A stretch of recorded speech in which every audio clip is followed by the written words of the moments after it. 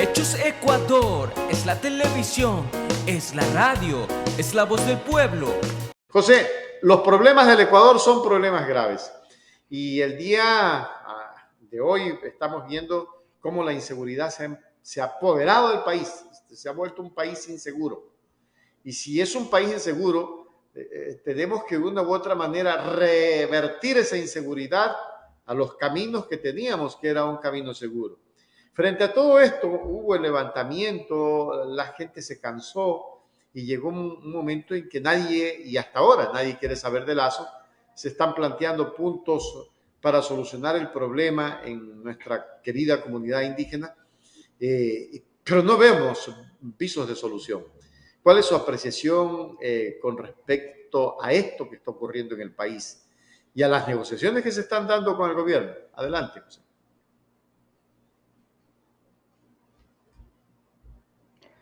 Evidentemente que el Ecuador atraviesa una de las que vive en el país, la crisis económica,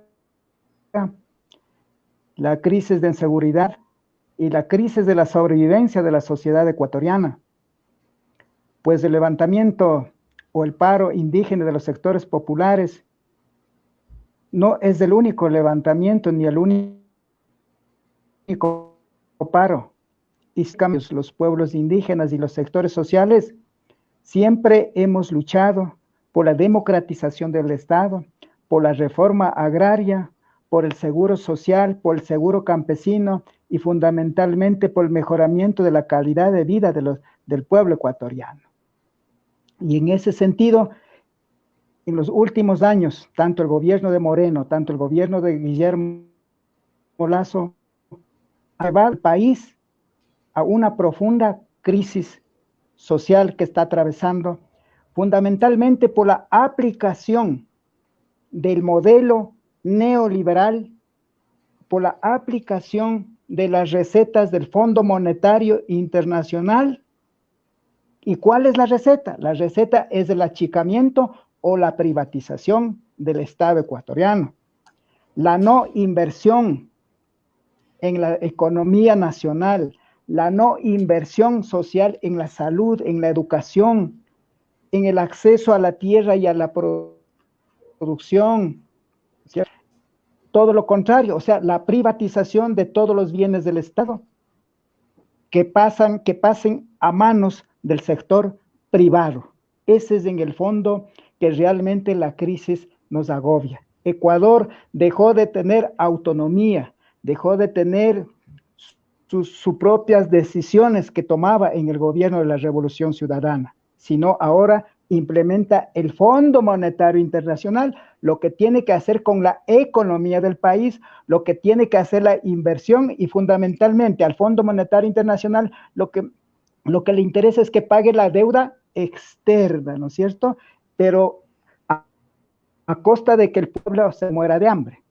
Ese es el objetivo fundamental del Fondo Monetario Internacional y por eso los pueblos indígenas, las organizaciones se han levantado en la protesta tanto en el octubre del 2019 y ahora en el junio de 2022.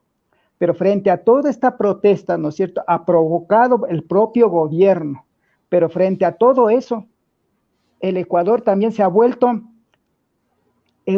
a un sistema de atraso que se llama el sistema feudal, el sistema terrateniente, un sistema de racismo.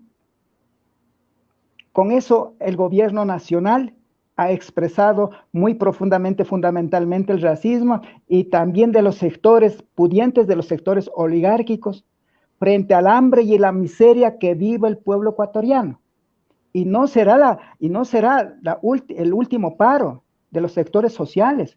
Esto continúa porque el hambre acelera, porque la educación efectivamente, miles de estudiantes no han podido entrar a las universidades, se despiden miles de trabajadores, no hay implementación de la salud pública, fundamentalmente no hay inversión social, ¿no es cierto? No hay inversión social en grandes empresas, en la recuperación de la economía nacional. Cuando hay inversión social, efectivamente, cuando hay construcción, ¿no es cierto?, de grandes hospitales, carreteras, hidroeléctricas, evidentemente los dólares, o sea, la plata circula y todo el mundo tiene acceso a fuentes de empleo, porque el pueblo ecuatoriano lo que quiere, no quiere migajas, el pueblo ecuatoriano lo que quiere es fuentes de empleo para llevar el pan a su familia y mejorar la calidad de vida de la familia y de la población ecuatoriana. Y por otro lado, tema del campo totalmente abandonado, no existe ninguna política, ¿no es cierto?, de aplicación del acceso a la tierra, a la producción, a los créditos, a la asistencia técnica. O sea, definitivamente este gobierno neoliberal no está redistribuyendo, y yo considero que tampoco va a redistribuir los medios de producción ecuatoriano. Entonces, en ese sentido, el movimiento indígena, con tradición de lucha histórica, pero frente a todo eso, hemos recibido todo tipo de ataques, que somos violentos, que somos conspiradores. Ahora ya nos están involucrados, que el movimiento indígena recibe dineros del narcotráfico. Por favor, entonces, es un gobierno que miente, es un gobierno que no esclarece, es un gobierno que miente y lanza un concepto, lanza una mentira, y no da la cara, porque en el último diálogo con las organizaciones indígenas y campesinas y sectores populares, cara frente a frente con los dirigentes de las organizaciones sociales. Entonces, en ese sentido, señor periodista, considero que estamos atravesando una situación muy crítica, pero los 17 millones del pueblo ecuatoriano saben perfectamente que el gobierno de Guillermo Lasso no está gobernando para la mayoría del pueblo ecuatoriano, sino para el minúsculo, para el reducido grupo de la bancocracia, de los agroexportadores, de los agronegocios y de los grandes importadores de... ¿Se debe entonces, José, considerar un Estado fallido al Ecuador en este momento frente a lo que estamos viviendo? Porque primero que se han perdido todos los derechos ciudadanos, ¿no? Y cuando se los trata de recuperar, lo primero que hay es persecución. Entiendo que ustedes están siendo perseguidos desde todo ángulo. Hay policías atrás de ustedes, es decir, como que si ustedes fueran los delincuentes y los delincuentes son otros. ¿Considera que es un Estado fallido el que estamos viviendo ahora, José? Efectivamente, estamos viviendo un Estado oligárquico, un Estado terrateniente, un Estado de tinte gamonalista y un Estado de tinte racista. Aquí no hay respeto ni a los derechos humanos, no hay respeto a la democracia, no hay respeto a sus propias ofertas de la campaña, y no hay respeto a las políticas públicas, y no hay respeto a las leyes. Es un país totalmente inseguro. El pueblo ecuatoriano cada día muere, cada día feminicidios, cada día asesinatos. Efectivamente, cada día, o sea, definitivamente los delincuentes comunes y los delincuentes del narcotráfico tienen más poder que el Estado. El Estado no tiene ningún control de seguridad en el país. Y además de eso, efectivamente hay una crisis profunda. No hay créditos, por ejemplo, para el campo, para fomentar la producción y productividad para nuevos emprendimientos. No se respetan los precios del banano, del arroz, de las papas, de las cebollas. Definitivamente es un país de nadies. Pero claro, el gobierno está en su espacio de burbuja, que no se da cuenta, pero la mayoría del pueblo ecuatoriano estamos atravesando toda una situación crítica, una situación que realmente la inseguridad amenaza hasta la vida de vivir mismo, ¿no es cierto?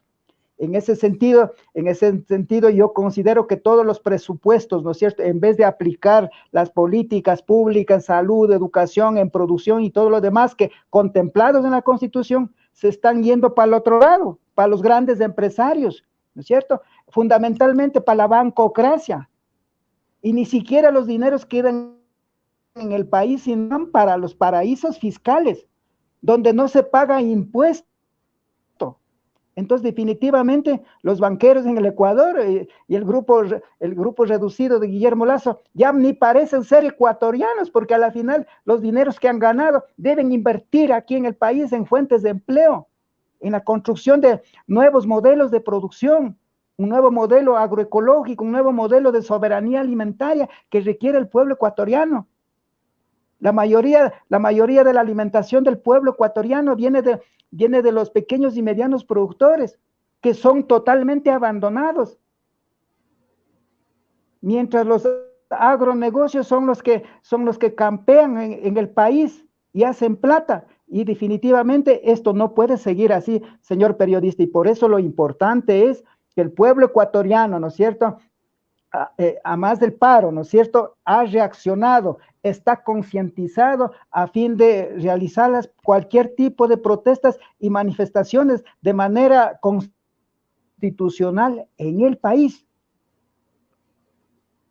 Pero tras de eso hay un objetivo, tras de eso yo creo que hay un objetivo fundamental, de boicotear y no dar viabilidad a ninguna solución en las mesas del diálogo.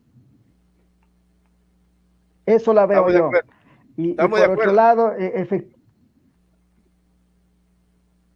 ¿está de acuerdo, señor periodista? Sí, estoy de acuerdo con usted. Muy buena visión. Excelente. Adelante. Entonces, ese es el objetivo, o sea, para ir apagando la fuerza movilizadora y que se apaguen las mesas de diálogo. Es para no dar salida, porque no lo veo otra cuestión, si no son pretextos, ¿no? Y al mismo tiempo también comenzar la judicialización, ya han empezado la judicialización a los principales líderes del movimiento indígena, entre ellos al compañero Leonidas Issa, ¿cierto? Y también efectivamente, o sea, también la intromisión de otras funciones del Estado, por ejemplo, la intromisión de la justicia en la Asamblea Nacional.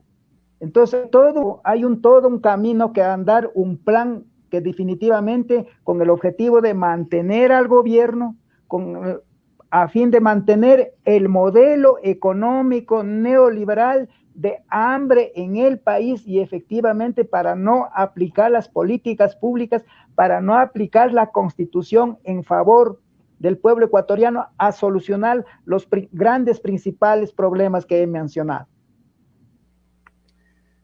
En la asamblea ustedes tienen un código y el reglamento y la ley interna de la asamblea. Han aplicado el artículo 170 de la asamblea en contra de Salvador Quispe por insultos que ha hecho a ciertas compañeras, como es a la señora que le dijo mamarracha, le dijo asesina, le dijo malcriada, delincuente, caterva de borregos. Así le indilgó el señor Quispe a Viviana Veloz.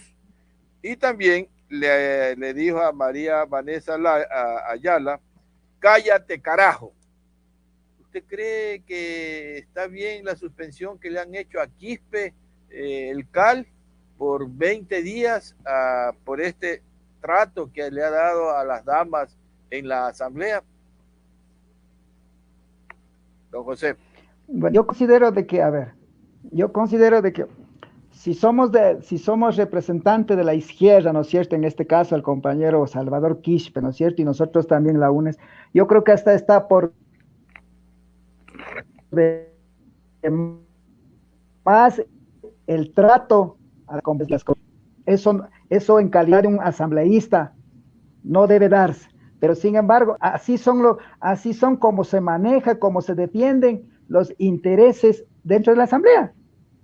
Entonces, por lo tanto, las compañeras pusieron de manera legal también la denuncia ante el CAL y el CAL sancionado efectivamente al asambleísta Salvador Quispe.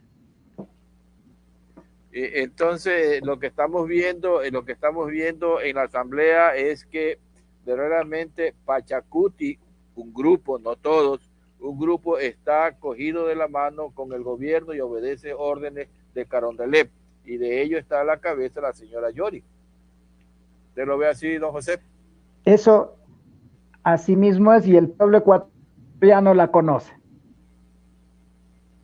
Excelente. Eso. Ahora, ¿cómo usted ve también hoy en día el asunto de los combustibles? Que imagínese usted que si no se hubiera congelado los precios de parte del gobierno en base a lo que hubo el movimiento, la super está en 5.20. Es decir, ha hecho una subida verdaderamente viene subiendo desde el 2021 que se sentó don Guille en Carondelet, valía la super 3.17, $3.17, y hoy en día está a 5.20, es decir, ha subido durante 13 meses $2.03. Es esto que está aquí verdaderamente, dicen que es para los vehículos de alta gama, pero también la gente que tiene un vehículo de años atrás que cuida su carrito viejo le ponía super, ahora ya no le puede poner porque realmente está muy, muy cara. Pero en el decreto que puso el señor presidente, donde él dice que se rebaja los 15 centavos, deja puntualizado de que estos valores serán revisados de acuerdo a las circunstancias que vive el país. Es decir, que nos va a hacer el mismo juego que nos hizo Moreno, nos mantiene 2-3 meses y después vuelve otra vez a la alzada del precio de los combustibles. ¿Cómo ve usted eso, distinguido José? A ver, yo considero la 10 en gasolina y el 5, ¿no es cierto? El resultado del paro nacional, que efectivamente es ínfimo, es mínimo, o sea, es casi nada, ¿no es cierto? Es casi nada. Pero a la final, ese resultado de casi nada es la lucha también del movimiento indígena del pueblo ecuatoriano. Entonces nos está dejando una gran enseñanza que si no nos movilizamos de manera legal y constitucionalmente en las calles, el gobierno no va a escuchar. Y por otro lado, que efectivamente las últimas subidas de las gasolinas, efectivamente el gobierno nacional, este gobierno nacional, no respeta y no va a respetar ningún decreto, ningún acuerdo. Y por eso yo ya también le sentencio que esa mesa de diálogo no va a funcionar, está boicoteando a fin de que mantener apagado esa mesa de diálogo. Entonces, ¿ahí qué nos queda? ¿Qué nos queda al pueblo ecuatoriano? Al pueblo ecuatoriano a continuar en la lucha, porque el movimiento indígena, nosotros luchamos desde la época colonial, pues, desde la época arrendataria, desde la creación de la Federación Ecuatoriana de Indios en 1945, por la reforma agraria, por la tierra, por el agua, por la educación bilingüe. Y usted sabe que los indígenas no éramos en esa época colonial ni considerados ni como seres humanos, sino seres que no pensábamos y seres solo para trabajar, pues, ¿no? Entonces, todo eso para nosotros, la participación en los procesos electorales, todo un proceso de la democratización del Estado ha sido a base de lucha, a base de heridos, a base también de muertos en este país. No es casual la lucha que en este momento estamos inventando, ¿no es cierto? Y los gobernantes, como no conocen los procesos organizativos, los procesos colectivos, nosotros siempre hemos luchado por todos, no por un grupo como el de los banqueros. Nosotros siempre luchamos en función del pueblo ecuatoriano y en función también de las grandes necesidades del sector rural. Pero esa lucha que ustedes siempre ha sido permanente y activa, como el presidente Correa sí vivió un año con ustedes en Zimbabue, resulta que cuando estuvo el gobierno de la década ganada hubo muchas acciones y beneficios para ese sector, pero lo que se observa es que la alta dirigencia, como la señora Tibán, el señor Quispe, el señor Santi, tienen un odio pero bárbaro, a pesar de que tuvieron ciertos beneficios en esa época ganada. ¿Por qué será esa cuestión, señor don José? A ver, en la época ganada efectivamente mismo dice ganada, ¿no? ¿Verdad? Entonces, hubo un gobierno, ¿no es cierto? Un gobierno progresista, un gobierno en función del ser humano, un gobierno que fortaleció, que creció al Estado ecuatoriano. Y el Estado ecuatoriano invirtió en las grandes obras, en los grandes beneficios para el pueblo ecuatoriano, que se benefició tanto los pueblos indígenas, los campesinos, los sectores populares y el pueblo ecuatoriano, la clase media, hasta los banqueros, ¿no es cierto? Ganaron. Todos crecieron. Es que había la inversión social, y la inversión social circula la plata y mejora la economía del pueblo ecuatoriano, de los pequeños y medianos. O sea, en definitiva, todo el mundo teníamos, aunque sea $20 diarios, ¿no? Y todo el mundo tenía trabajito. Claro. Mientras un gobierno, pero eso significó al gobierno de la década ganada, bajarse los pantalones, la soberanía, no le dejó mangonear por el Fondo Monetario Internacional, pues. Mientras ahora el gobierno de la ultraderecha, de la bancocracia, ¿no es cierto? Él prefiere privatizar el Estado, achicar el Estado, no dar presupuesto para la salud, para la educación, para la reactivación de la economía, para la reactivación de la agricultura. Entonces el objetivo fundamental es pagar las deudas externas y también enriquecer el grupo de los banqueros, los grandes de agronegocios, agrotóxicos, de agroexportadores. O sea, definitivamente vivimos casi el 80% del pueblo ecuatoriano que estamos atravesando la crisis frente al bienestar del unos 20% que controla toda la economía y la producción de la población ecuatoriana. Entonces, efectivamente, nosotros siempre hemos planteado, por ejemplo, el tema de la construcción del modelo para el sector rural, el modelo de la soberanía alimentaria. Eso significa más acceso a la tierra para las organizaciones campesinas, más créditos, más asistencia técnica, más fijación, por ejemplo, a la regulación de los precios para mejorar la calidad de vida de los pequeños y medianos agricultores. Entonces estamos viendo en una disputa de los ricos que están contra su patrimonio y cargando toda la crisis a la clase trabajadora, a la clase que realmente está oprimida. Están cuidando sus bienes y llevando las platas a los paraísos fiscales. ¿Qué importa el pueblo ecuatoriano? Esa es la realidad que estamos viviendo en este momento, señor periodista. Muchas gracias, don José. Richard. Sí, solamente una pregunta más porque ya está Omar también con nosotros, Omar Maluk, para hacer el análisis de cómo está la imagen del señor presidente de los ecuatorianos, presidente Lucho Flores, él es melecista, ¿no? A ver, una última pregunta. ¿Qué va a pasar si la muerte cruzada ya falló? Se la puede activar desde otro sector, si es que así se lo considera. Pero dicen los constitucionalistas que no. Descartado probablemente el tema. Vamos con el tema de la revocatoria de mandato. Y en la revocatoria también se ha negado por parte del Consejo Nacional Electoral los formularios, se está apelando y todo eso. Pero, José, ¿será que tenemos asidero para llevar constitucionalmente a decirle adiós al señor Lasso, váyase a descansar?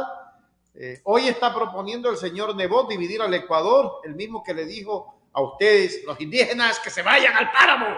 Por Dios, o sea, que lo que usted decía en un principio, cómo han propagado el odio, el racismo. Esta gente no tiene nombre y son capaces de lanzarse a cualquier dignidad y decir y ir donde ustedes, a las comunidades de nuestros hermanos indígenas, a ofrecerles cualquier cosa. ¿Cómo toman esta situación ya para cerrar la entrevista, Pepe? José Agualzac. Bueno, yo creo para ir finalizando, como usted mismo ha dicho, creo que el gobierno nacional debe gobernar escuchando al pueblo.